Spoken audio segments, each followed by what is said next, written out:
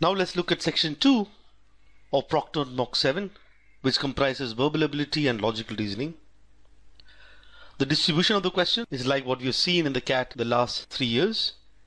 You have 10 questions from reading comprehension, you have 11 questions from verbal reasoning, English usage, and then we have 9 questions from logical reasoning.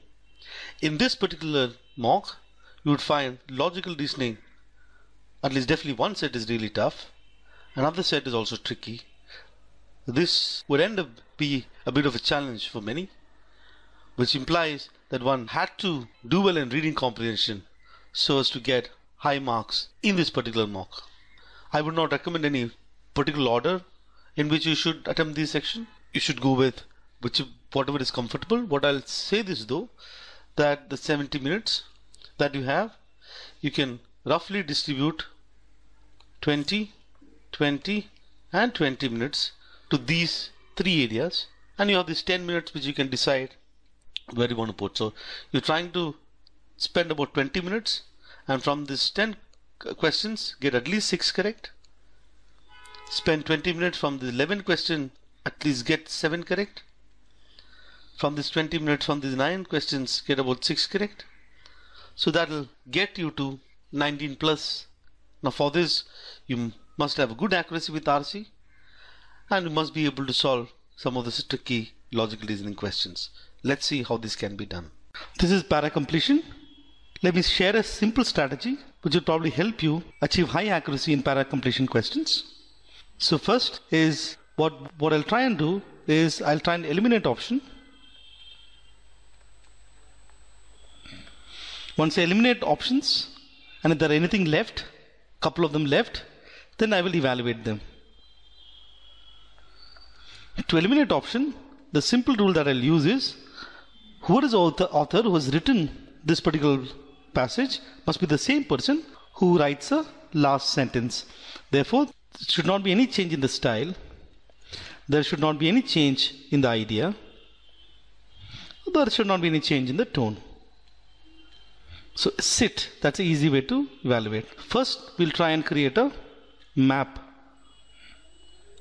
of what the author wants to communicate. Let's read. If Barthes was ideological framework, David Foster Wallace was the model.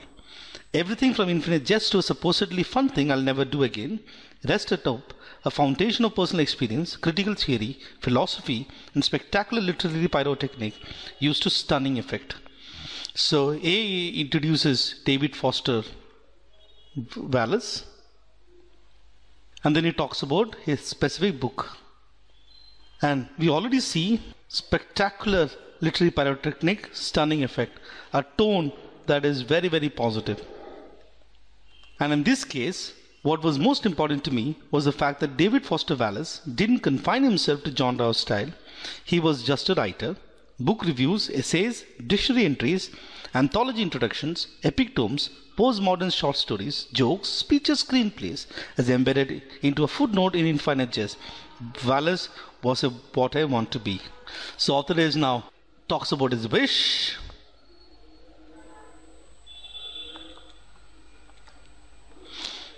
That's where he ended. We'll take a careful note in the last couple of sentences because we want to have an immediate connect to the last sentence. Let's look at each of these options, and our first step to do is we'll try and eliminate. We'll try and identify any change in style of writing or idea or tone.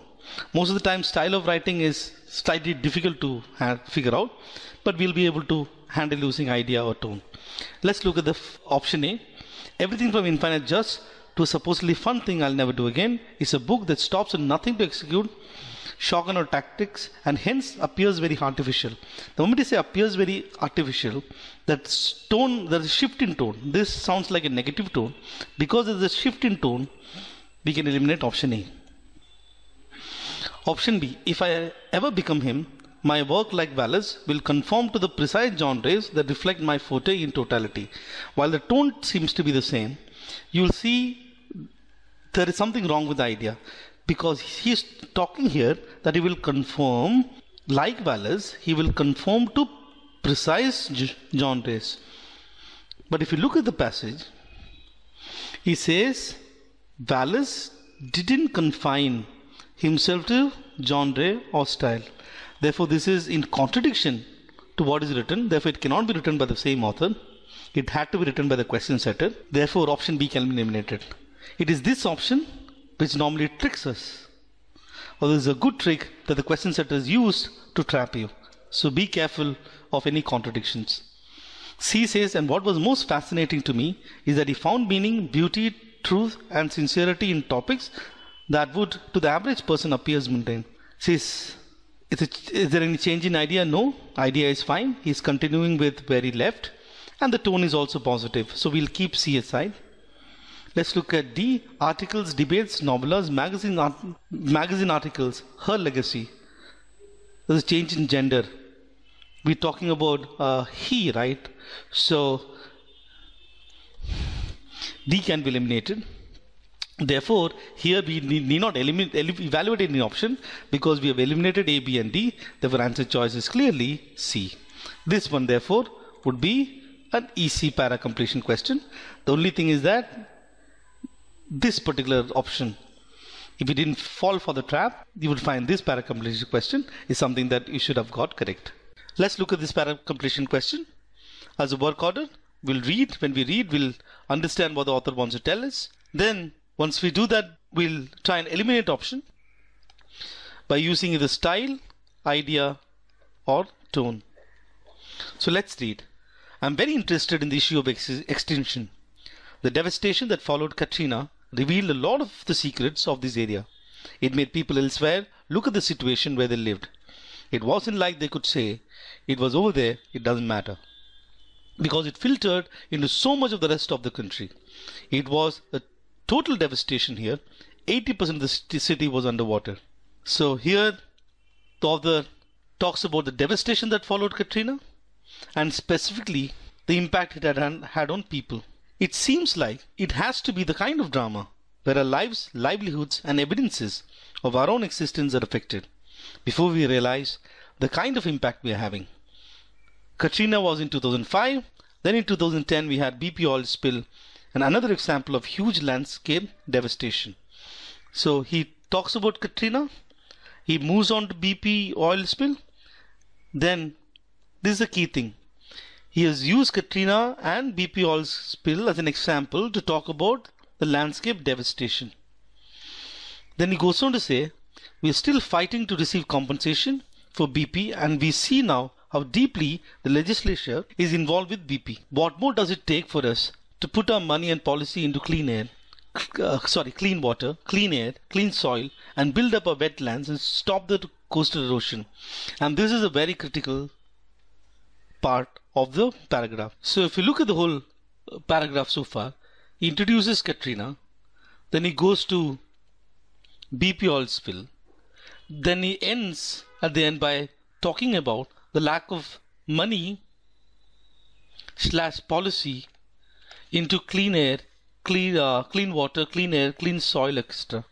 So there is a question that he raises. And whatever is our answer choice must continue this chain of thought. A says, I will continue to deal with these issues, but it doesn't look very good. Two things. This follows with the idea. He raises the issue, he raises the question on the issue, and then he says that I will deal with these issues. And also, but it doesn't look very good. It also seems in line. So this is perfect. We'll keep this aside. Says B. Water, air, soil and food chain quality have all deteriorated so quickly. This may be an option where you'll get confused. But you try and connect this sentence to this one. It does not answer this question. It seems like a mere repetition of what has already been stated. But let's keep B aside for the time being. We evaluate at the end. Let's look at C. I have been here for more than half of my life and I don't really feel comfortable anywhere else and I'm not leaving. This is completely out of context. There is nothing that suggests that he wants to stay or he wants to leave, or that's the kind of dilemma that he's facing. So this can be easily eliminated because it fails with a test of idea. Let's look at D. It might be similar to what war is like. Once there is devastation, you don't know your future. Again, there is a complete shift in the idea, so D also can be eliminated. Now we are left with A and B. Between A and B, you'll feel that, or you'll find that A is better, which directly answers the question, and this can be a sentence which will immediately connect to the previous sentence, while B seems to be a mere restatement of what is mentioned here. So between A and B, A would be a better answer choice. These kind of questions are normally easy to handle. The question says 4 sentences are given below, labeled A, B, C and D. Of these 3 sentences need to be arranged in a logical order to form a coherent paragraph or passage. From the given options, choose the one that does not fit the sequence. We'll try and evaluate using any of these 4, one of these 4. Either we'll identify through style of the passage, or we'll identify certain pairs. We could identify using the idea, and we can even use tone. We'll try and use one of these. Let's read. Option A. The moment an ancient site is discovered, its physical condition immediately begins to deteriorate.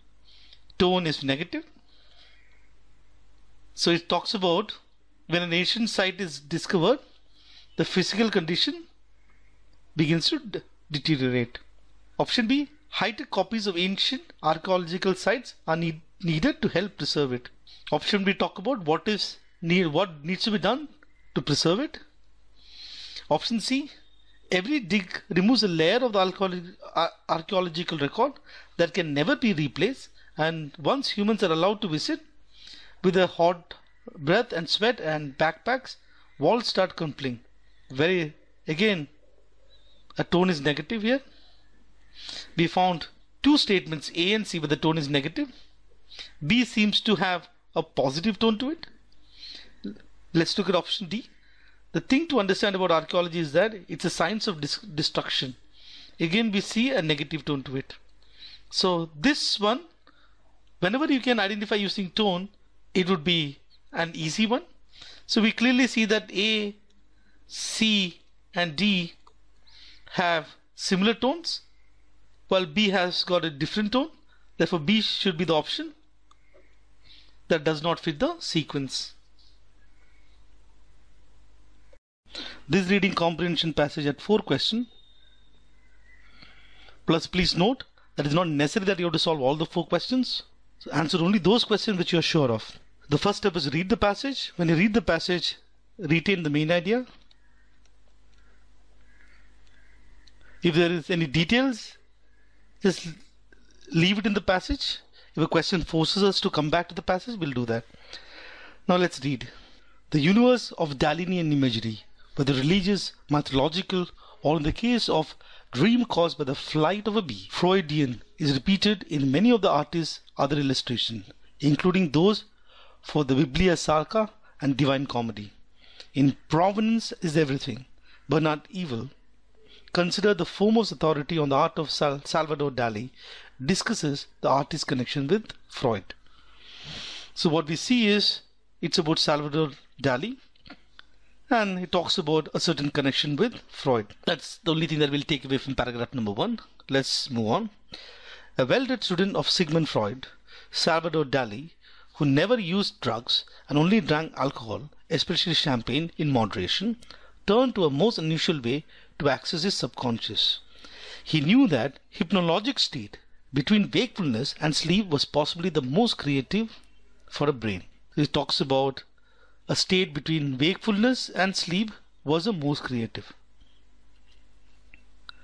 Like Freud and his fellow surrealists, he considered dreams and imagination as central rather than marginal to human thought. Dali searched for a way to stay in that creative state as long as possible, just as any one of us on a lazy Saturday morning might enjoy staying in bed in a semi-wake state while we use our imagination to the fullest. He devised a most interesting technique. A quick recap so far. It's about Salvador Dali, and there is a particular aspect of Salvador Dali, which is how he accesses the creative part of his brain. Sitting in the warm sun after a full lunch and feeling somewhat somnolent, Dali would place a metal mixing bowl in his lap and hold a large spoon closely in his hands which he folded over his chest. As he fell asleep, relaxed, the spoon would fall from his grasp into the bowl and wake him up. He would reset the arrangement continuously and thus float along, not quite asleep and not quite awake, while his imagination would churn out the images that we find so fascinating, evocative, and inexplicable when they appear in his work. So basically, what we can understand is Dali does something, and this is what he does, to access his creativity by staying in a semi-awake state and creating fascinating work. Dream Caused by the Flight of a Bee was painted while Dali and his wife Gala was living in America. Even upon a cursory view, it is clear that Dali has incorporated distinct symbolism, the tigers, pomegranates, an elephant, a rifle into the work. The Art Daily had the following interesting analysis of the imagery. So I think the next paragraph talks about this particular painting, Dream Caused by the Flight of a Bee.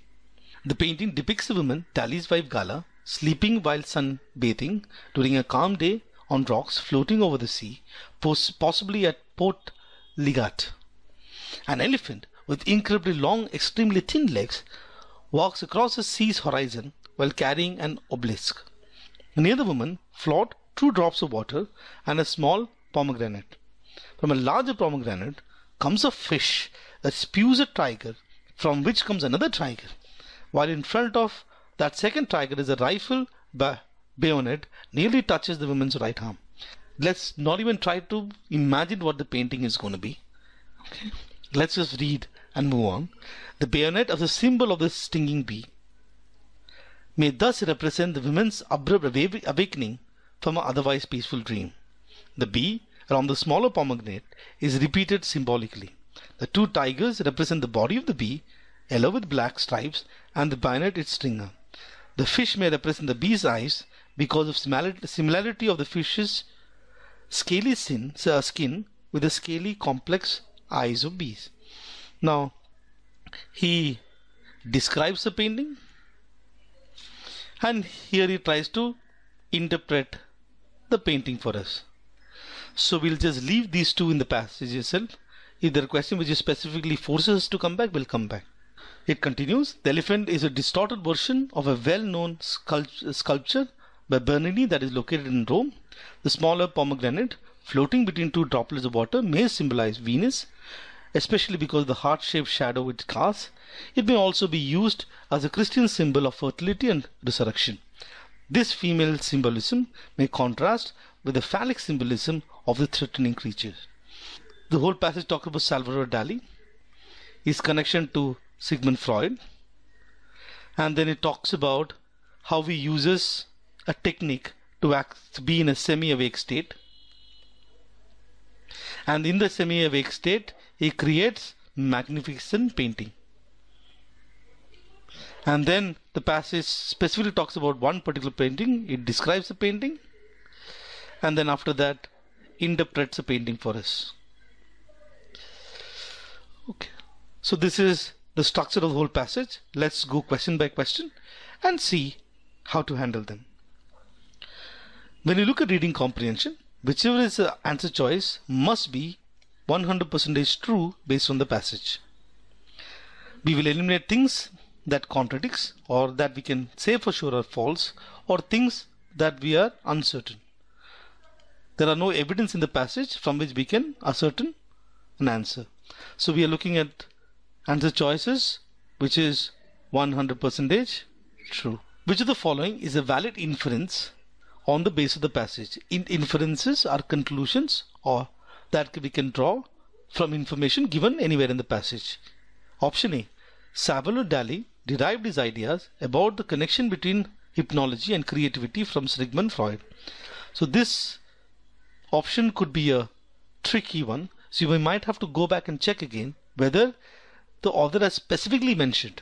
We want to see something that is 100% true, remember.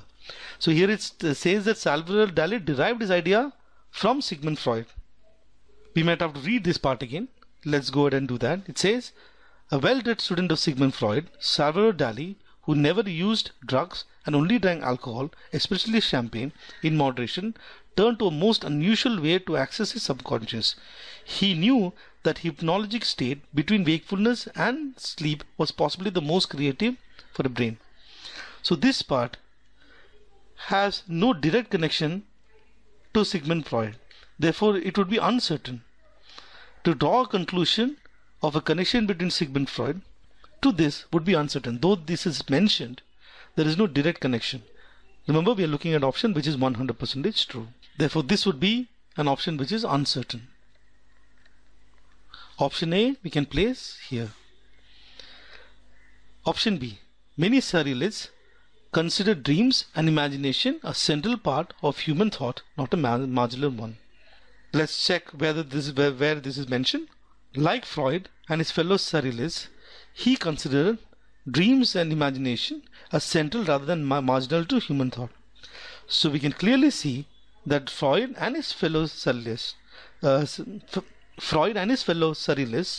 considered dreams and imagination central. So this is something, this option would be something that is 100% true. So this is the true answer choice. We'll anyway check the rest and eliminate them. So let's look at C. Accessing the subconscious mind's working is a process that usually involves the use of drugs. Oh dear God, this is definitely false. Okay, so C can be eliminated. D. The use of the elephant in the dream caused by the flight of a bee was a deliberate attempt.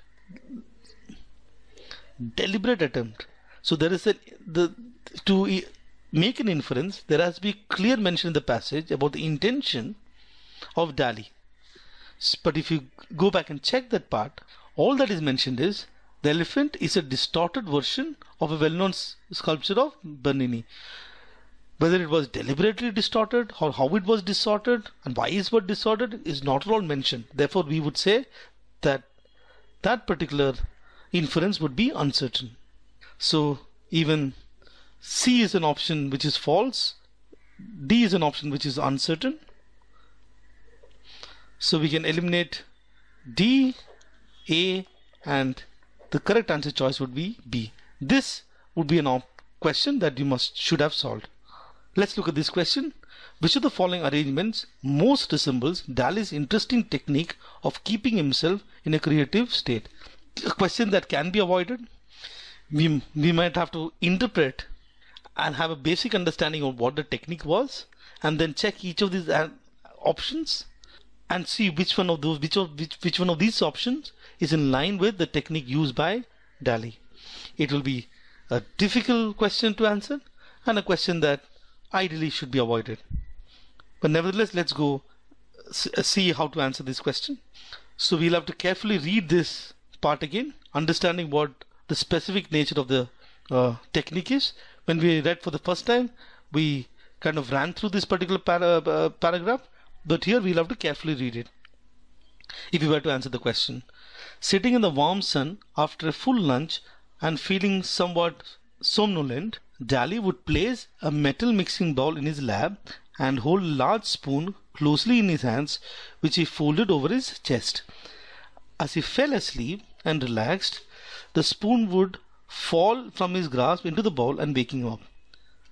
So when he falls asleep, a particular thing happens, a particular action happens, which wakes him up. He would reset the arrangement continuously and thus float along, not quite asleep and not quite awake. Once he wakes up, he resets. That's what he does. So there is an action which wakes him up when he's asleep, and there is a continuous resetting of it. So that's what we want to check. Let's go back and look at the answer choices. Now let's evaluate each of these options. There is an action that we need.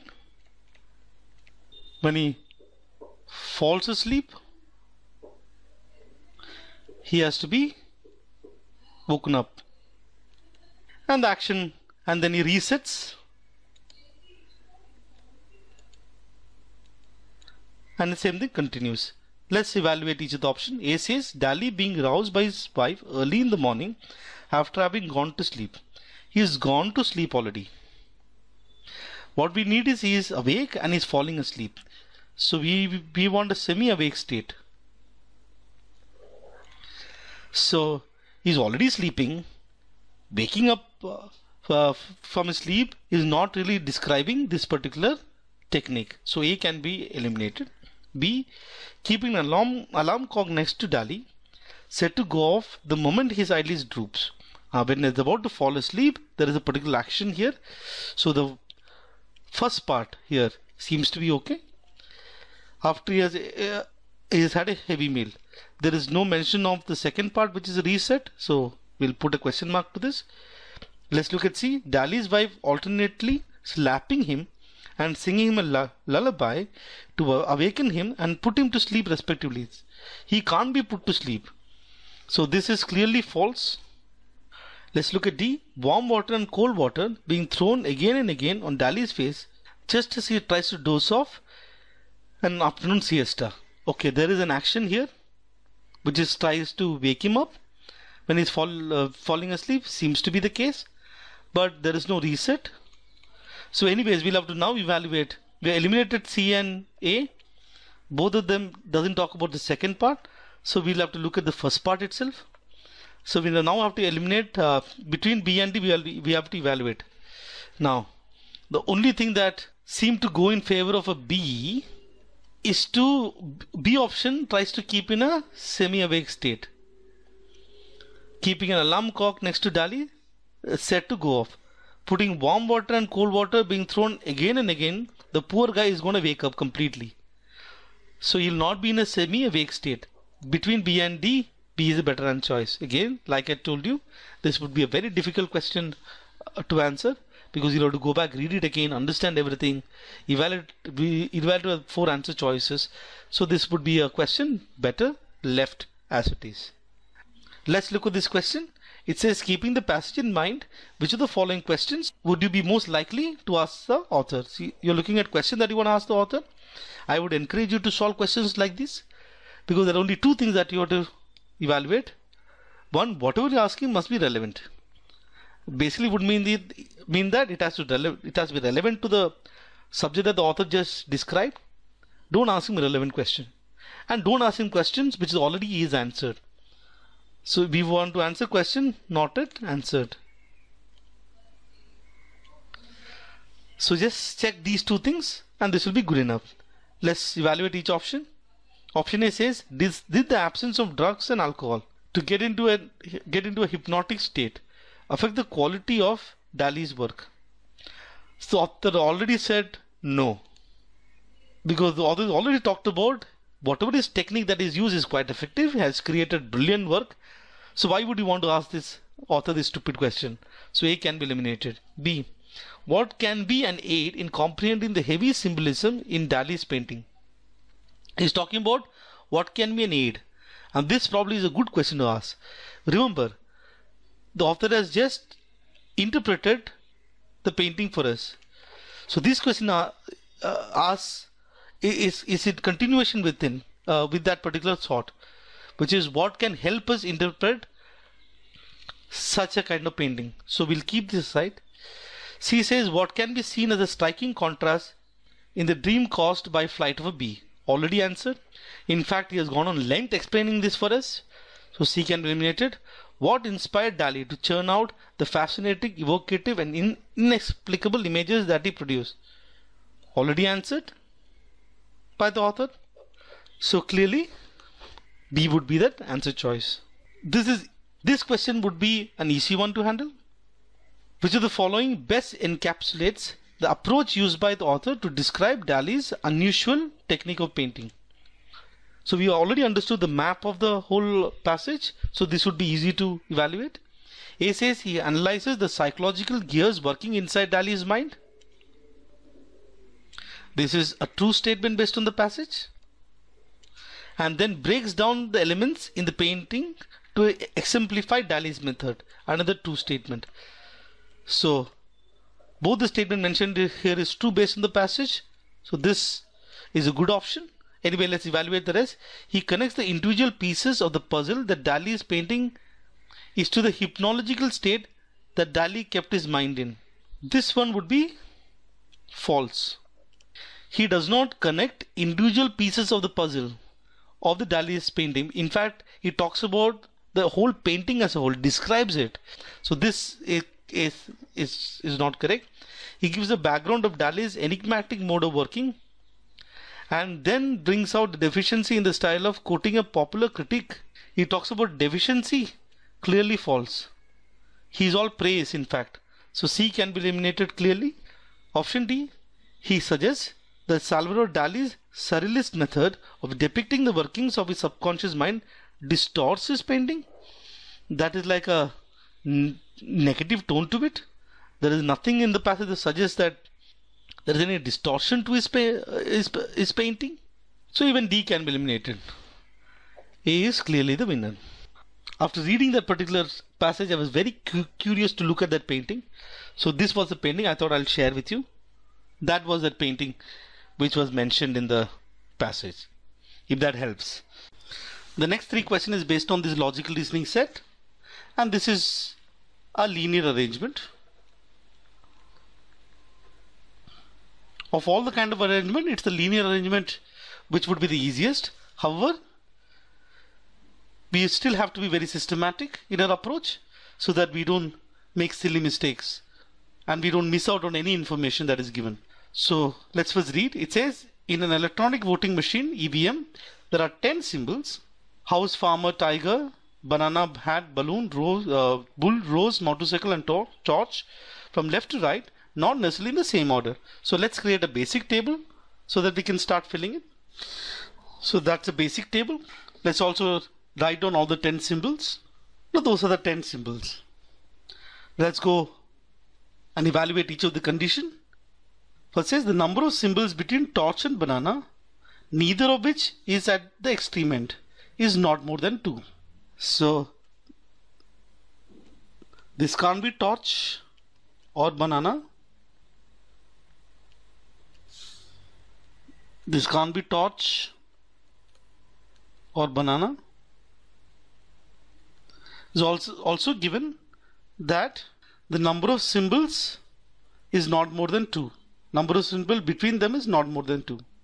Let's write the condition number 1 here. One possible is we can have torch and then banana.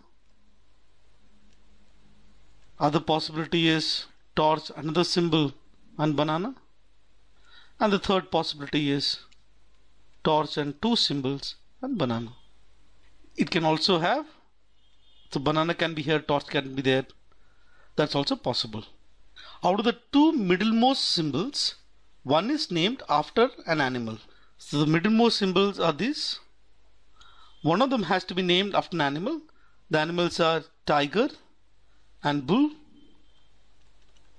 This can be tiger or bull. So one of them is tiger or bull. Third condition, the symbol 6 to the right of torch is farmer.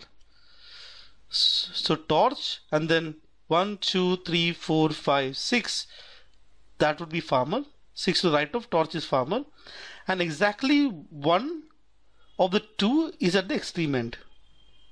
Now since torch cannot be at the extreme end, farmer has to be at the extreme end. Since farmer is to the right of torch, it cannot come in position number 1. Farmer has to be here. And torch has to take position number 4. So that farmer is 1, 2, 3, 4, 5, 6 to the right of torch. There is only one symbol named hat next to a symbol named after flower. The symbol named after flower is rose. What it says, there is just one symbol next to rose, which is hat. Therefore the only possibility is rose has to come in the extreme position, because next to rose there is one symbol and that symbol is hat. So you have taken care of rose, you have taken care of hat, you have taken care of torch, and we have taken care of farmer. 5. The symbols with the highest occurrence in the same initial are in the reverse alphabetical order from left to right. So from left to right they are reverse alphabetical order for the symbol with the highest occurrence of the same initial. We can see that will be the B's. So you have banana, balloon and bull, and the reverse alphabetic order. So we need bull first and then banana and then balloon. So they are in the reverse alphabetical order. The last condition is symbols with initial H are as far as possible. So we have two symbols, one is hat, other is house. For them to be as far as possible, house has to be here. Now, the only thing that we need to now take care of is these two, 1 and 5.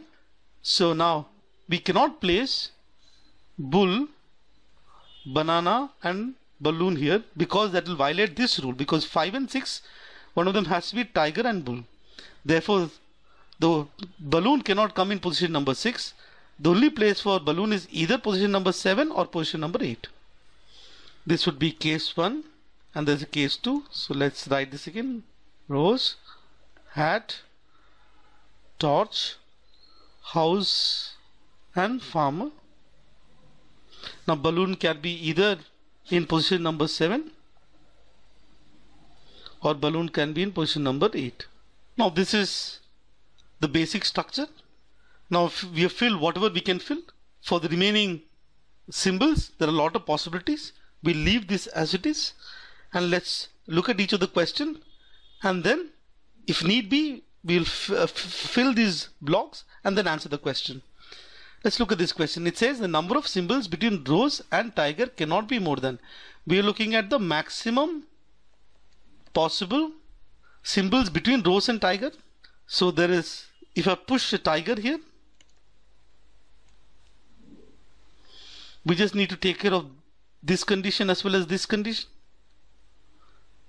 and we can have banana here and bull here. So this condition gets satisfied, this condition gets satisfied, even torch banana condition is also satisfied. So therefore it is possible for tiger to be in position number 8 and rose is already in position number 1. The maximum possible symbols between them is 1, 2, 3, 4, 5 and 6. Therefore option number C. Let's look at this question. Which of the following statement is definitely false? Let's check anything which is obvious. We'll suddenly see that option number C, motorcycle is the 9th position from the left. The 9th position from the left would be here. It is already occupied by house. So motorcycle cannot be in the 9th position from the left. Therefore answer choice is C. So in these kind of questions, first check for the obvious ones, and then if you're not able to find something, then you start working. Let's look at this question. Which of the following could be a correct order of symbols from left to right? Let's start with option A, rose, hat. Now farmer is in position number 10. Therefore farmer cannot come before torch. So A is eliminated.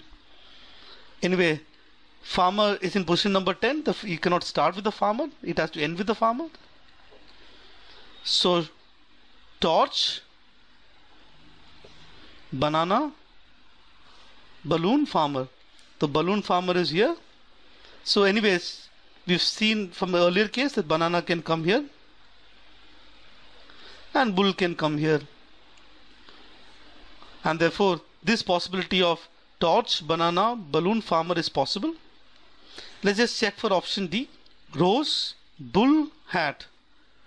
Now this rose, bull, hat is not possible because it has to be immediately after rose there is hat, and after that bull has to come. So D is anyway eliminated. So answer choice is C. This question, the one that you need to find the sentence that doesn't fit in the sequence, this was an easy one. The reason why it was an easy one is that you can easily identify using the idea. Now if you look at choice A, it talks about pi and it says one cool thing about pi is that it is not a simple ratio of numbers. So this is pi as in math. Option B says that day is the 14th of March because the start of the number pi is 3.14. Now this pi is, the context is not math. The context is talking about a particular day which was the 14th of March and which is the starting is 3.14. C is saying, and you won't believe this, but in New York City there really is a museum of mathematics which opened in 2012. When it talks about a museum, then if you see D, the museum will, as you know, so there is a direct connect between C and D. You can see these are pair. The museum will, as you know, might imagine celebrate Pi on what's known as a Pi Day. So very clearly you will see that these three are connected. The context of Pi in A is very different. So A does not fit the sequence. Therefore, answer choice is A. This is error detection. The first step is to identify anything that is obvious. If you are someone who is not really good in grammar and you're going by the rules of grammar to identify the error, you must identify only those errors which you're very sure of. If you're not able to identify error, just skip and go to the next question. Don't go with your gut feel. Most of the time you'll end up getting it wrong. So let's start with A. A says Hazel had never been thrown a party as a kid. Now you might get confused with this. Okay, you may feel that it is not sounding correct. Don't fall for it. If you're not sure, just leave it. In fact, there's no error here. B says, but she knew better than letting her girls be bereft of the joy. C, and so returning home from work, she bought a huge strawberry cake. D, and served homemade apple ham sandwiches to the children on paper plates. Now here you will find an obvious error. This has to do with modifiers. So here, on paper plates, there is a confusion. It seems to suggest that the children are on paper plate. Apple ham sandwiches to the children on paper plate. So there is a clear error here. So D definitely must be there in the answer choice. Therefore, we can eliminate A and C. And then all you have to check is whether C has got an error or not. And so returning from home, she bought a huge strawberry cake. There is no error with this part of the sentence. Therefore, answer choice is only D. The word given below has been used in the given sentences in 4 different ways. Choose the options corresponding to the sentence in which the usage of the word is incorrect or inappropriate. So these are the kind of questions where either you know or you don't know. You can't do much about it. So here you will find the error in option C. Lighting street across menacingly as they press ahead in. Pressing ahead is continuing with your action. So you don't say press ahead in, you say press ahead with something. It has to be press ahead with. You're pressing ahead with the hike, not in the hike. So the answer choice is C. The next 3 questions is based on this reading comprehension passage. So as always, we'll read together and we'll try and identify the main idea while we are reading. We'll try and retain the main idea in fact, and we'll not retain the details that are mentioned in the passage. If the passage or the question forces us to come back and read the detail, then we'll do so. Otherwise, we'll try and make use of the main idea to answer the questions. So let's start. While it was nice to see the first ever RISD grad hosting the Academy Awards, Seth MacFarlane's Oscar hosting turn was not really a triumph for humor. So straight away we see a tone which is slightly negative. He says that it was not really a triumph. The women bashing element in particular has come in for endless and deserved, again the author is taking clear position here, endless criticism. As I suggested earlier, of course it was no surprise that the creator of Family Guy would come out with tasteless, demeaning humor. That's his shtick. So in the first paragraph, our takeaway is the author is talking about this gentleman here and his lack of proper humor, or he'll say tasteless and demeaning humor. Let's carry on. The show had big ratings, particularly among young audiences, proving that putting in charge an edgy under 40 host would draw a younger crowd. I can see the Hollywood suits analyzing it with wonder now. The kids like kids, amazing. And of course, lots of people enjoyed it and laughed along. What does surprise me is many of his defenders claiming that MacFarlane was delivering clever satire. So there are people who say that MacFarlane was delivering clever satire and the author doesn't agree. Here's a typical one. Anyone complaining in these comments ever heard of satire? I think Macfarlane's humor is satire and is meant to provoke. Seems pretty effective to me. That's a quote given by a person who is praising Macfarlane. Provoking, yes, like a blunt instrument. Satire is meant to take one thing and examine it through a humorous lens, usually in a critical way. Macfarlane's humor often doesn't have the object at all. It is one-dimensional shock humor. Again, we see repetition of idea. He is just criticizing Macfarlane's humor, and he says that it is not even satire. Let's take the most obvious example. We Saw You. The setup is William Shatner as Captain Kirk, sling shooting back in time to warn Macfarlane not to do horrible, tasteless things he's about to do, and thus earn the label of worst Oscar host ever.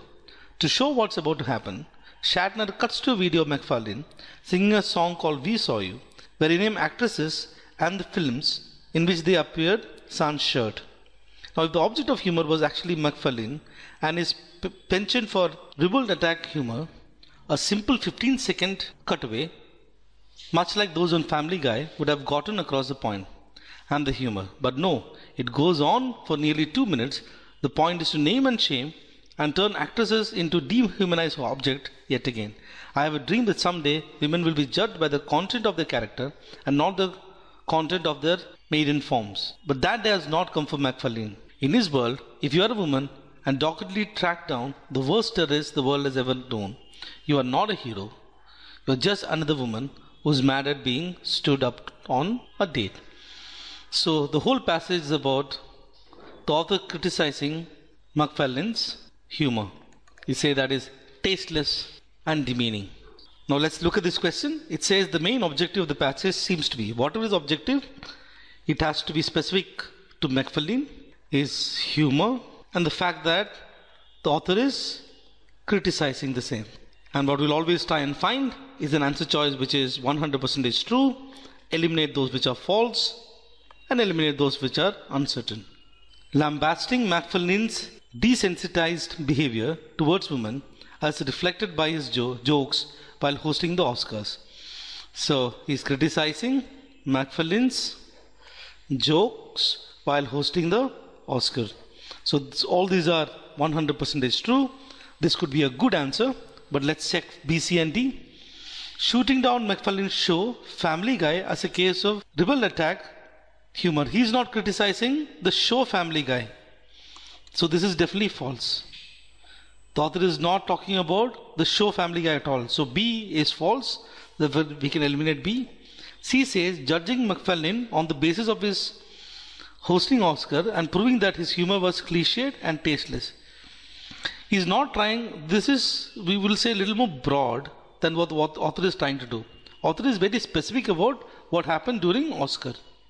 He is not making a general judgment about Macfarlane. He is very specific. So C would be an option which is uncertain. So can be eliminated.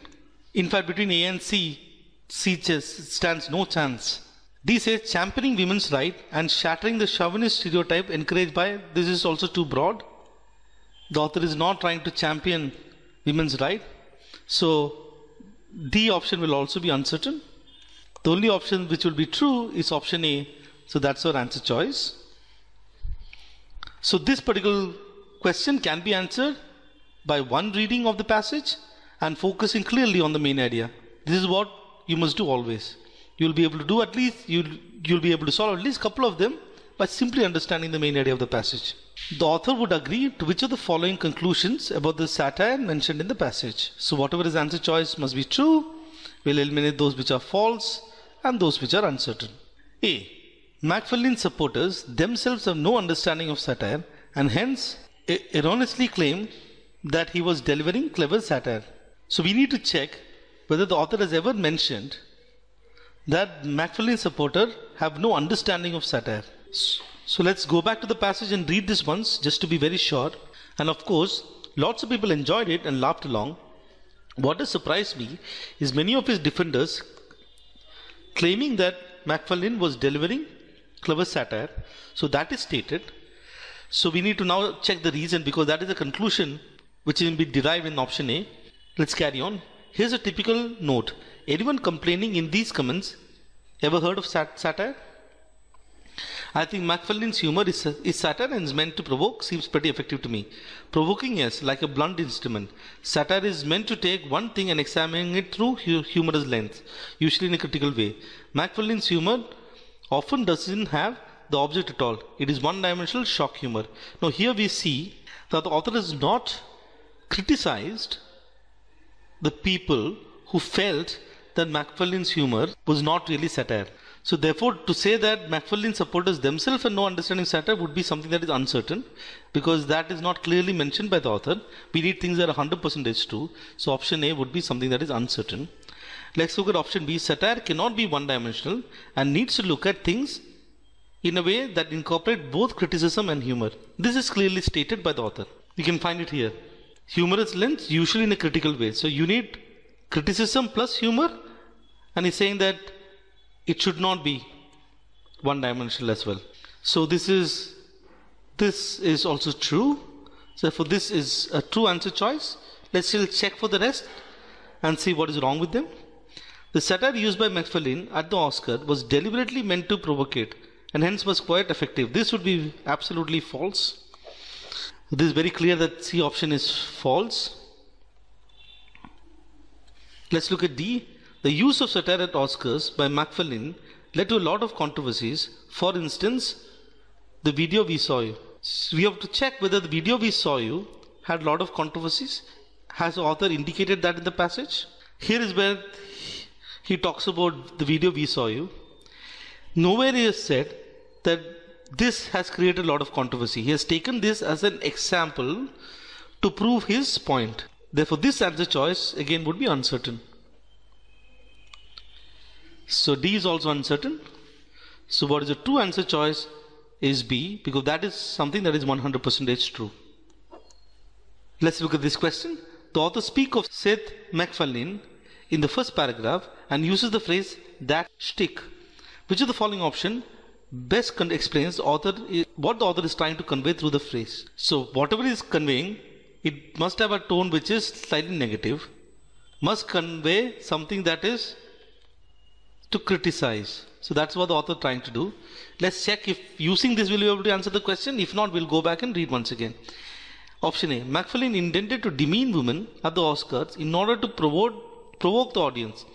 So now this is uncertain. Author does not indicate that it was the intention of Macfarlane to demean women. Though the outcome was this, whether he intended to do this is something that is uncertain. And all this, if you read again, and achieve higher rating for the show, especially by pulling in younger audience, all these are uncertain. The author has never mentioned this, so A can be eliminated. B says, delivering clever satire is Seth's style, and he says he was largely misunderstood. This is something that is absolutely against the position of the author. The option B will be false. C. Macfarlane using garish humor at the Oscars wasn't a shock. It was only to be expected of someone who created Family Guy. The tone seemed to be similar to this, slightly negative tone to it. Let's keep C aside. D says RIST grads are anyway not expected to bring anything great to humor. So this is very broad. The author definitely did not criticize RIST grads in general. Yeah, all that is mentioned, the first ever RIST grad hosting the Academy Awards was not really a triumph for humor. So he did not criticize RIST grads in general. He just stuck to Mr. Seth. So therefore, option D will be incorrect. Correct answer choice would be C. For this question, we need to find the usage of the word where it is inappropriate or incorrect. Now this is a question which either you know or you don't know. You will find that it will be in option D. There is an idiom which is smell a rat. Smell a rat would mean that you found something suspicious or believe that something is suspicious. You don't say smell the rat. So therefore D would be the answer choice. This is a set on circular arrangement, and this would be a level 2, level 3 kind of a question. Now you might end up leaving questions like this now, but come October in the actual CAT, you should be able to solve even questions like this one. To be able to do well in section 2, Either you have to be good in logical reasoning or good in reading comprehension, because that is where you get the major chunk of the questions. And if you're good in both, it'll be great. So let's see how to handle questions like this. First, what we'll try and do is understand the basic data, decide on a diagram that we're going to use, look at the conditions, and start solving it very systematically. So let's read. So what is given? There are 6 persons, the names are given, and they were sitting around a circular table on 6 EQ space chairs while playing pass the parcel game, in which a parcel is passed from one to another, not necessarily in any particular order. Puneet, a friend of Arjun, joined the 6 persons in the game after the start. Puneet placed his chair exactly between 2 already existing adjacent chairs. So that's a bit of complication there. After the conclusion of the game, it was noted that each person had got exactly 1 chance during the course of the game to pass on the parcel. So let's get the basic diagram in place.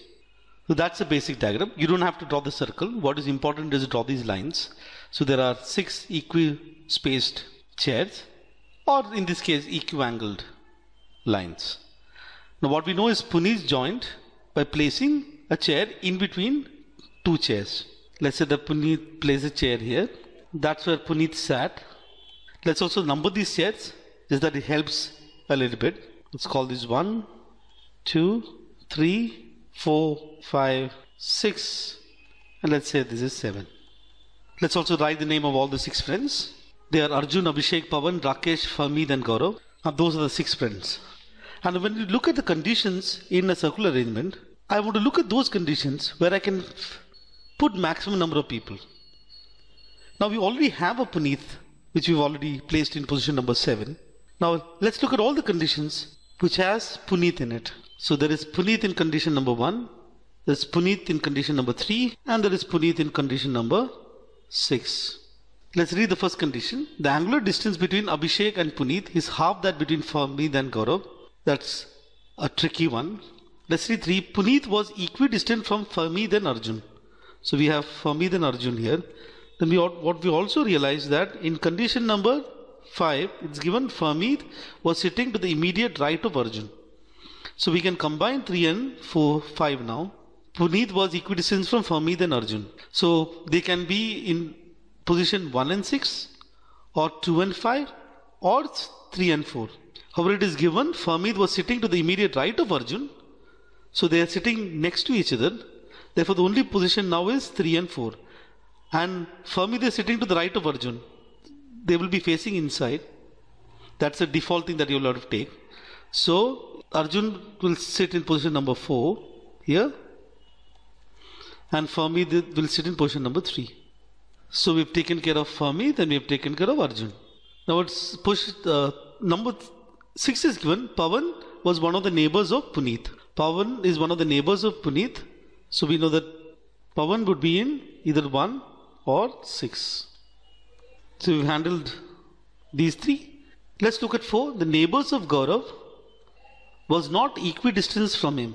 That can only happen if Gaurav is either sitting in position number 6 or position number 1. That's when his neighbors is not equidistant because of Puneet. So we can also deduce that Gaurav is sitting in 1 or 6. So we know that this 1 and 6 would be Pawan and Gaurav in some order. And that order hopefully will be given by this statement. So we need to understand this carefully. It says the angular distance between Abhishek and Puneet is half that between Farmeed and Gaurav. Let's look at the case Farmeed and Gaurav. Now we know that Gaurav can be either in 1 or 6.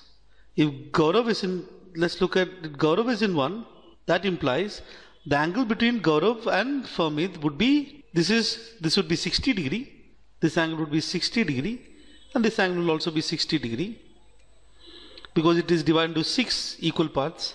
So it will be 120 degree, which implies Abhishek and Puneet would be half of that. So Abhishek and Puneet would be half of that, which will be half of this will be 60 degree, which is not possible because this is 30 degree. Therefore, for it to be 60 degree, we need one more 30 degree, which is not there. So this case is not possible. The only case possible would be Gaurav therefore has to sit in position number 6. the Gaurav has to sit in position number 6, which implies Pawan will sit in, so this is taken care of, position number 6, which implies Pawan now has to sit in position number 1. Now the distance between, the angle between Gaurav and Farmeet would be 180 degree. Therefore, Abhishek and Puneet is half of that. Between Abhishek and Puneet would be 90 degree. So Puneet is here. So 90 degree is either in position number 5 or 2. So Abhishek can be here or Abhishek can be here. So we've taken care of Gaurav, we've taken care of Pawan, we've taken care of, only thing is Abhishek and Rakesh. So Abhishek or Rakesh can come here.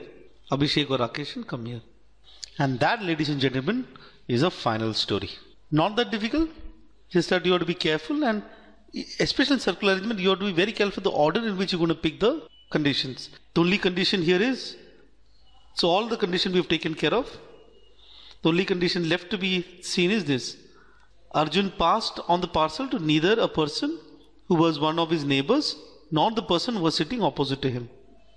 Arjun did not pass to one of them, definitely not Farmeet, and not to Pawan as well. Let's look at this question. Who among the following person could certainly not be a person whom Arjun passed the parcel? Arjun cannot have passed the parcel to the person sitting opposite to him. That will be Pawan. Now let's look at this question. If Rakesh passed on the parcel to Pawan, who was sitting next to him? Rakesh passed on the parcel to Pawan, who was sitting next to him. So which means that Rakesh is sitting here and Abhishek is sitting there. So Rakesh passed on the parcel to Pawan.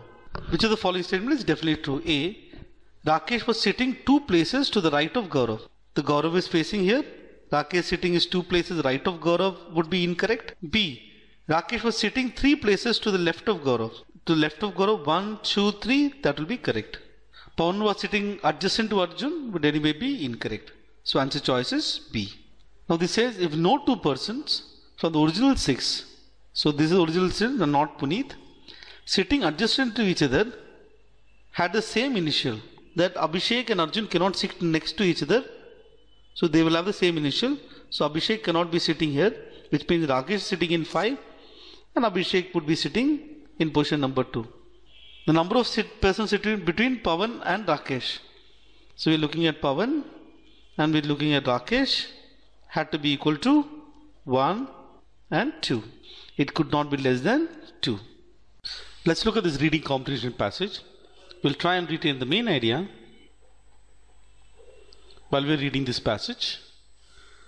Let's read. The genome of a tsetse fly, a disease-ridden insect with surprisingly mammalian biology that stalks the people and livestock of sub-Saharan Africa, has been decoded. A team of 146 scientists announced today in Science. So it talks about genome of tsetse fly and the fact that it's been decoded by a team of scientists. The sequence has revealed chinks in its strange biology that could help alleviate the human suffering and economic losses caused by the trypanosome parasite it transmits. The tsetse fly has long been an oddball among disease-transmitting insects. The fly carries the parasite for sleeping sickness, which strikes about 20,000 people a year and puts an estimated 70 million people in sub-Saharan Africa at risk. And since the disease also affects livestock, it makes animal husbandry all but impossible in some parts of the region, exacting a severe economic toll. Now, if you look at the story so far, it's about tsetse fly and the fact that the genome has been decoded, and this paragraph talks about the problems caused by tsetse fly. Let's read on. But these bloodsuckers are also oddly mammalian. Females get pregnant with single young that they nourish with milk inside a womb. The female then gives birth, much like squeezing a slug of toothpaste from a tube, to a single undulating larva nearly her own size. A female tsetse fly produces only 8 to 10 offspring her whole life, compared to a female mosquito which produces teeming hordes of larvae every cycle, up to about 1,000 over her lifespan. Here it talks about reproduction of tsetse fly, how is that different, and the fact that it is oddly mammalian. If you can eliminate one female, it can have a big effect on the population. Sarab Aksoy, Professor of Epidemiology at the Yale School of Public Health in New Haven, Connecticut. He talks about an action that can help solve the problem. Then let's go to the next paragraph. The new genome may provide a host of new weapons in control of sleeping sickness, more properly called trypanosomiasis, after the parasite that causes it, as well as of its livestock counterpart, Nagana. So now he's talking about a host of new weapons which can provide a solution to the problem. For instance, the Tsetse genome reveals a single regulatory protein, ladybird latte, which orchestrates milk production in the fly. Targeting that protein with inhibitory chemicals could be a good strategy for population control. Less milk, less fertility. So if you look at the map of, when you look at science passage, there will be a lot of detail. How to understand the detail is very important, because your question, you will have to actually come back to the passage to read the passage again. So it is always good to follow a map of the whole passage. It's talk about tsetse fly, it talk about its problem caused by the tsetse fly, and as a part of a solution, it is identified that it is mammalian. So killing one fly will have a huge impact, and then this is the underlying logic, and killing one fly will have a huge impact, and then specifically mentions one example of that proposed solution. So let's go read the question and see how we can solve passages like this. Let's look at this question. It says, which of the following statement would the author most likely disagree with? So out of the three choices, true, false, or uncertain, we are looking for choices which are false. We can eliminate choices which are true and choices which are uncertain. Let's read. Genome studies in disease transmitting insects can prove useful in controlling the spread of epidemics they cause. First of all, this is broad. The passage is specific about tsetse fly. Second of all, in the passage, the author agrees with the fact that genome studies can help. So therefore, if at all, he is more likely to agree to this statement than disagree. So therefore, option A can be eliminated. Option B, the Nagana parasite causes the counterpart of sleeping sickness in livestock. This is a very, very specific detail. We have to go to the passage and check. It's here. The new genome may provide a host of new weapons in the control of sleeping sickness, more properly called trypanosomiasis, after the parasite that caused it, as well as of its livestock counterpart, Nagana. So this is from here. This is sleeping sickness is called this. For the livestock, the sleeping sickness is called Nagana. So Nagana parasite, this is not the name of the parasite, this is the name of a disease, which is clearly mentioned by the author. Therefore, option B is something that the author will disagree with. Let's check the other. At least 146 scientists had been involved in decoding the genome of the tsetse fly. So this is clearly mentioned in the passage. This is true. Therefore, option C can be eliminated. The genome of the tsetse fly has weakness that can be exploited, thus preventing it from breeding. This is also clearly mentioned in the passage. This is true. Very clearly, answer choice is B. Let's look at question number. Let's look at this question. It says the author refers to tsetse fly as an oddball among disease transmitting insects because of his mammalian characteristic. This is what we remember. The meaning of this phrase is best reflected in which of the following statement? Remember the passage. If you remember, the passage talks of mammalian characteristics, that unlike a mosquito, it does not create that many offspring. So let's look at each of these options. Chinks in the tsetse fly genome have been discovered recently, while weaknesses in other disease-bearing insect. First of all, while weaknesses in other disease-bearing insect is not mentioned by the author, this would be an alien to the passage, a concept alien to the passage. Therefore, this is uncertain, can be eliminated. B, the tsetse fly causes more human suffering and economic loss than other insects. Alien again, not discussed in the passage, uncertain. The tsetse fly has mammalian characteristic. So we've hit the nail straight here. particularly in the conception and birth of singles. So very clearly C would be a true answer choice. Let's still check for D. The female tsetse fly produces about 1,000. Clearly wrong. This is definitely false. So C would be the correct answer choice. Let's go to this question. Which of the following is most likely to be the source of the passage? These questions are normally tricky, but we'll handle this question using main idea. Whichever is closest to the main idea would be the answer. A science journal focusing on disease control in sub-Saharan Africa. Maybe, but the problem is with the word focusing, which makes it slightly uncertain. So it kind of implies that only a journal which focuses on disease control in sub-Saharan Africa can write about tsetse fly, which is very unlikely. So this is a option which is very unlikely. B, an amateur science magazine, or this word itself has made it a weak answer choice. C, a report published about new and exciting genome studies and their implication. This would be the very highly likely answer choice. D, a magazine called Science which deal with trending articles around the world. This is too broad. We want it to be as specific as possible. Therefore, answer choice is C. Though it was tricky, by understanding the main idea, you can easily handle this question.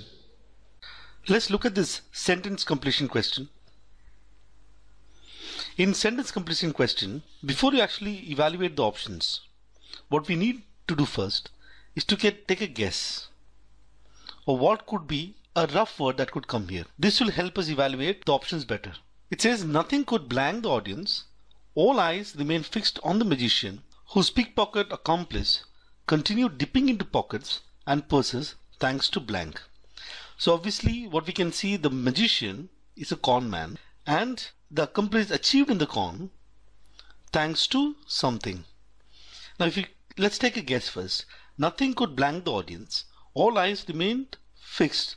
So you could say a word which kind of says disturb. Nothing could disturb the audience. Their eyes were fixed on the magician while he went on with his game of conning them. And in this blank we're looking something which probably would say thanks to whatever con that they did. Let's evaluate option A. When it said nothing could tempt the audience, that is not the right word, because there is no temptation in this context. It's just that nothing could disturb the audience. So the first option would be incorrect. If you evaluate option B, nothing could disenchant the audience, that is an apt word. All eyes remain fixed on the magician and thanks to the diversion. These two seems to be perfect. And if you look at C, this will be incorrect. Enthrall means to hold someone's attention. So nothing could hold the attention of audience would be incorrect. Then how can they do the con then? So C would be incorrect. Nothing could disillusion the audience. This may be a good choice, but then thanks to the extravaganza doesn't fit in well. The option B is the right choice. This question highlights the importance of knowledge. If you don't know the meaning of these words,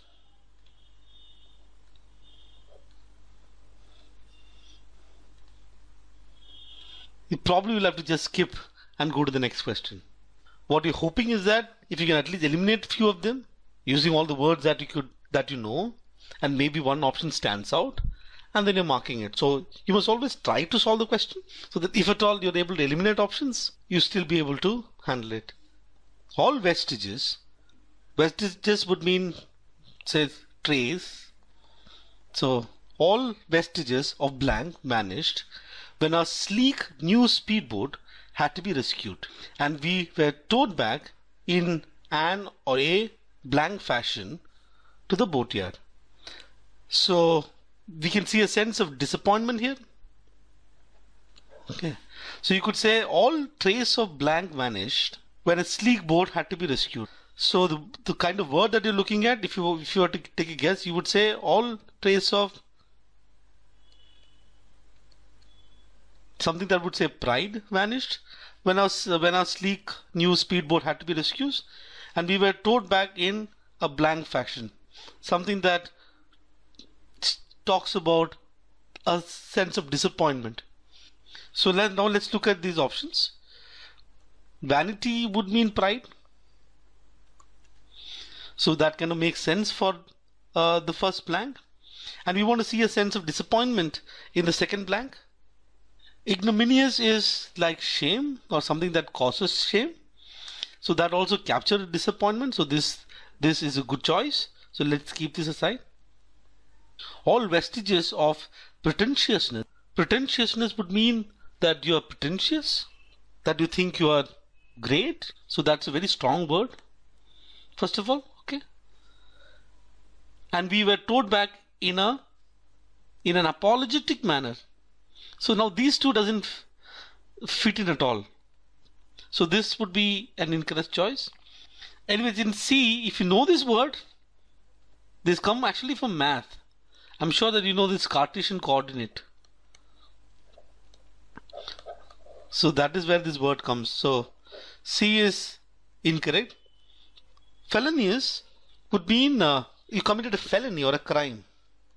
So there's nothing that suggests any crime involved here. So D also is incorrect. So A would be the right answer choice. This is parajumble. In parajumble question, before we look at the answer choice, the best thing to do is identify pairs or connections and then check the choice. So we will read each of these sentences and see any keyword which requires a connection and then evaluate. Space is breathtaking but hostile. Without protection, we have no business up there. There is no specific word in that sentence that kind of tells us that it requires some sort of connection. In the beginning, it feels like floating, so that probably required a connection. Then it says, then, this is a keyword. So that says a particular action, after which the next action, then you're hurling through like a missile, but never realize how fast you're going. And D says you gain speed. So now you can see a clear connection between this. D to C. You gain speed, then you're hurtling through like a missile. So there is a connection between, very clear connection between D and C. Let's check all the options which has got that connection. So you want to start with a D and then go to a C. Option A, it has gone CD, that will be incorrect. Option B is also a CD, that will be incorrect. Option C is DC, that is fine. And option D is a CD, that will be incorrect.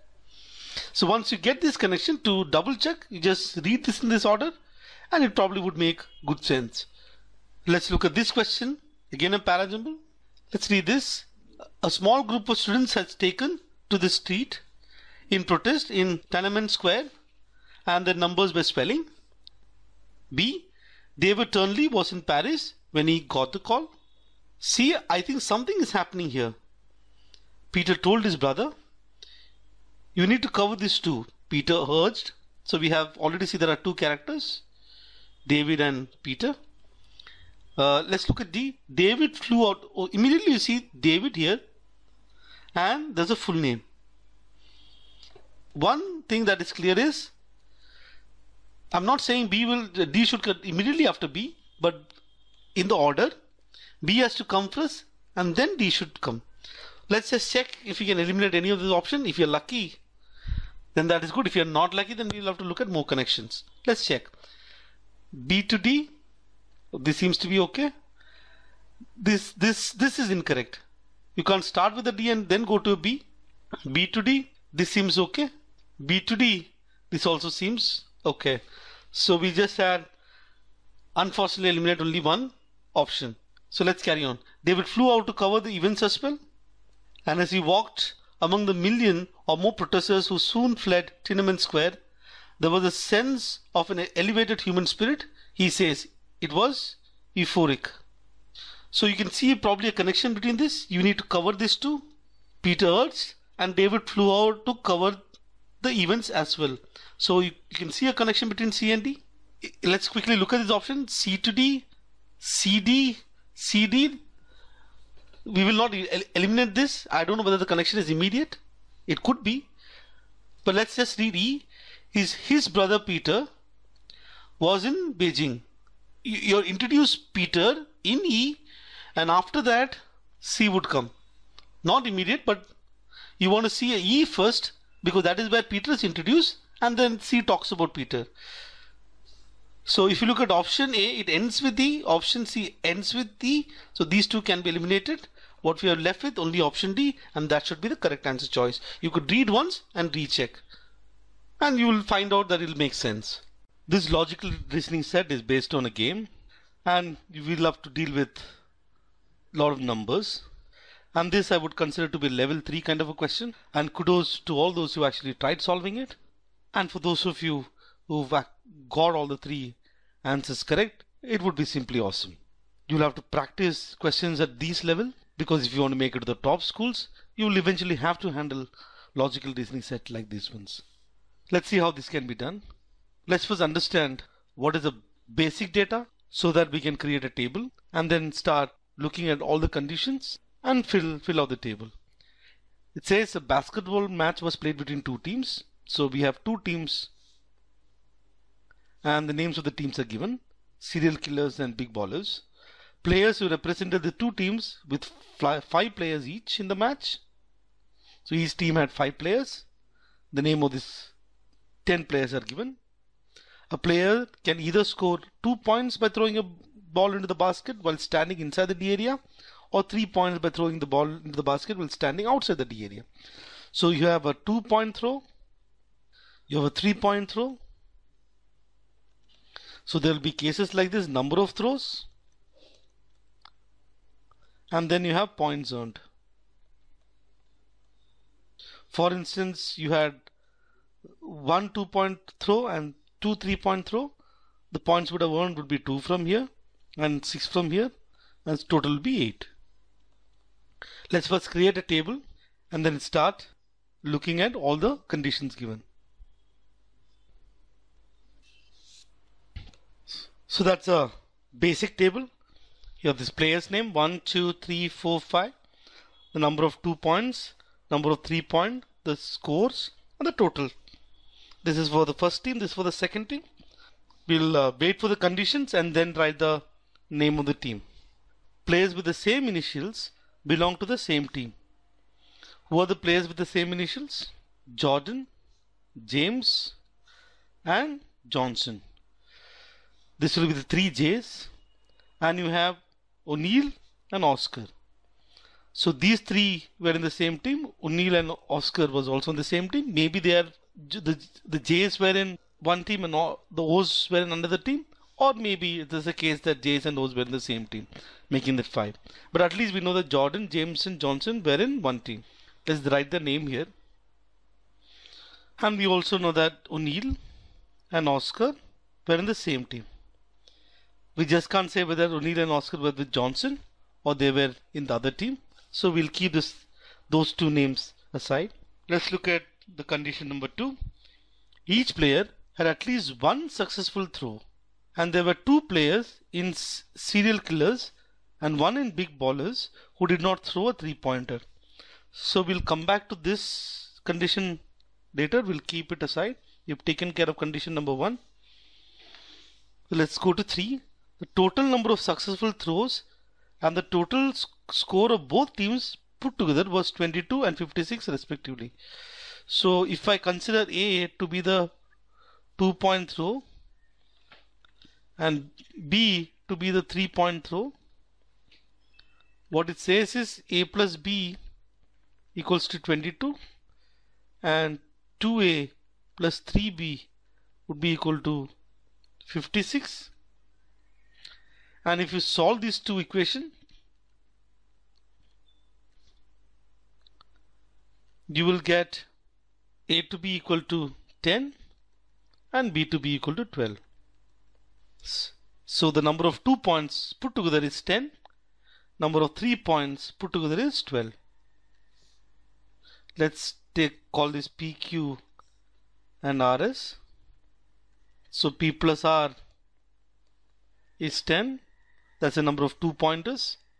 Q plus S is 12. Those are the number of 3 pointers. So we have taken care of 3. Let's go to 4. Johnson and Brian both had 1 successful throw and scored a 2-pointer and 3-pointer respectively. Both were in different teams. So one, we know that Johnson and Bryant were in different teams. The Johnson we already placed here, so let's put Bryant here. It's also given both are exactly one successful throw and scored a 2-pointer and a 3-pointer respectively. So Johnson scored a 2-pointer, Bryant scored a 3-pointer, and since I had just one successful throw, both this would be 0. And we can say the score, Johnson's score would be 2 and Bryant's score would be 3. So we've taken care of 4. Let's go to 5. O'Neill and Russell both scored 4 points each and were in the same team. So let's first understand O'Neill and Russell to be in the same team. If O'Neill and Russell in the same team, Russell will come with O'Neill, which will mean that the 3 of them have to be in one team. Now, they cannot be in this team. They have to be in the second team. So we can go ahead and write that O'Neill, Oscar, and Russell. And it's also given both scored 4 points. So let's look at 4 points. Let's look at number of 2 points is A, number of 3 points is B, then 2A plus 3B would be equal to 4. The only possibility would be A to be equal to 2 and B has to be equal to 0. So number of 2 points they scored is 2, number of 3 points they scored is 0. O'Neill 2-0, Russell 2-0. The score being 4 and Russell's score being 4. So we've taken care of 5. Let's go to 6. Kareem, James and Jordan scored 7, 8, 9 points respectively. So we know we can fill in for James and Jordan. They scored 8 and 9 respectively. So James scored 8 points and Jordan scored 9 points. Kareem scored 7 points. So we'll mention it here. So let's look at the case for 7. We'll consider the same case. Number of 2 points is A. Number of 3 points is B, which means 2A plus 3B equal to 7. Or you could say that A would be equal to 7 minus 3B divided by 2. Remember, both A and B has to be an integer. So when B equal to 1, A would be equal to 2. When B equal to 1, 7 minus 3 is 4. 4 divided by 2 is 2. The next value B can take would be 3. But when B equal to 3 will be a negative number.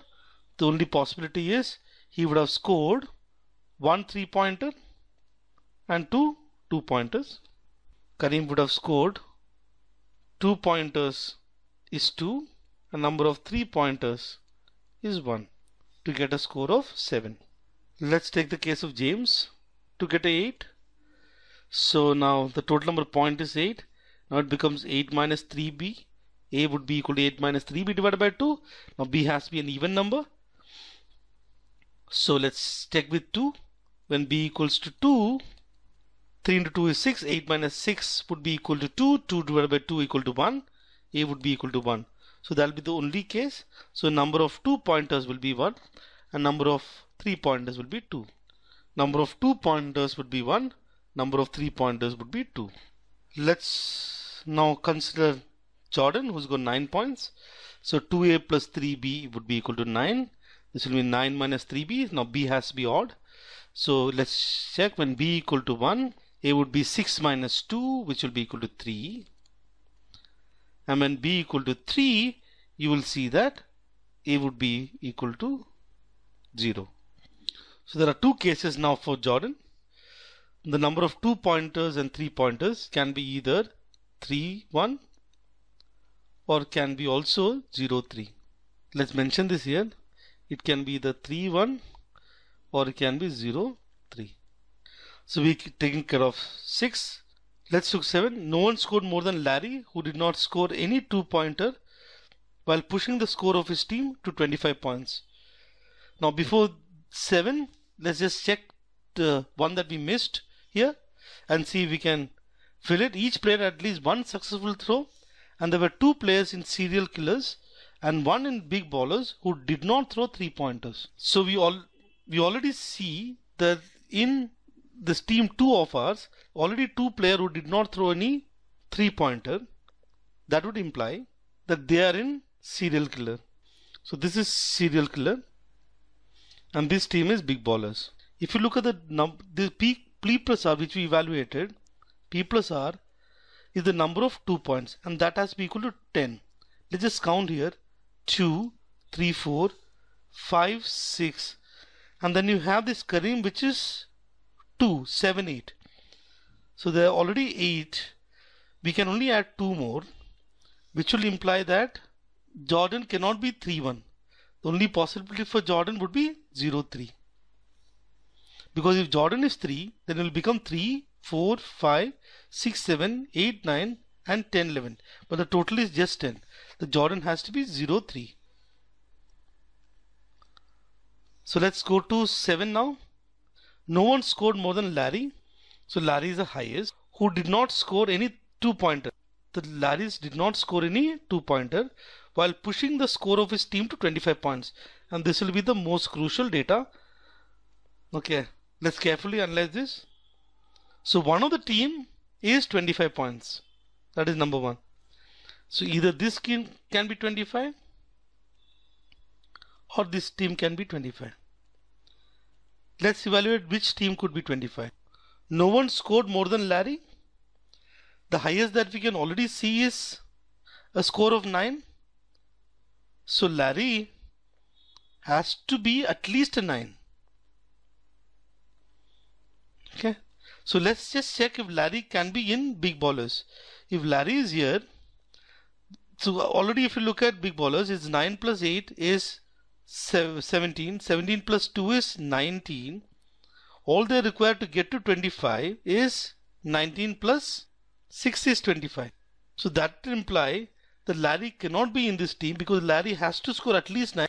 So therefore, what we can say is Larry would be in serial killer. So that leaves out these 2 people, Kareem, who has got 2-1, and that will imply a score of 7. And the only person left is Chamberlain, who would be here. And since you also know Larry is the one who pushed the team to a score of 25, serial killer is 25, and remember the total point is total score of both the team put together 56. So therefore that implies this would be 56 minus 25. This would be a 31. Now since the total score is 31, we'll be able to get to the score of Chamberlain. So if you add all this here, so this will be a score of 5. Now get a score of 5. The only possibility would be to 1 2-point and 1 3-point. So we can also fill P and Q here. This will be 1, 2, 3, 4, 5. P will be 5. And Q will be 5, 6, 7. And therefore we also know that P plus R was 10. So R will be 5. And I know that S will be 5. 5 plus 5 is 10 and 7 plus 5 is 12. Now this implies one more thing is mentioned. Remember, Larry did not score any 2-pointer. So this must be equal to 1. To get to a 25, what we have is 7. 7 plus 4 is 11. 25 minus 11 will be equal to 14. So this plus this must be equal to 14. Let's just call it for the time being AB. A plus B has to be equal to 14. And remember, condition number 2. There were 2 players in serial killer who did not throw 3-pointers. So you have to ensure that we give at least 1 to Oscar. So let's check that case. If we give 1 to Oscar, the total number of points will be how much? Would be 5. And what we need is 14. and B will be 9. And we also know that no one scored more than Larry. So Larry has to get a 9. So that's the only case. So let's go ahead and fill that. This will be 5, that will be 9, and that is 3. And that is the table. Very painful. Once you have this, probably easy to answer the question. Let's look at the question. Which of the following pair of players did not belong to the same team? We can say it will be Jordan and Larry. Jordan is here and Larry is there. Even to answer this question, we still have to complete the table. Only then we realize that Larry has to be in this side.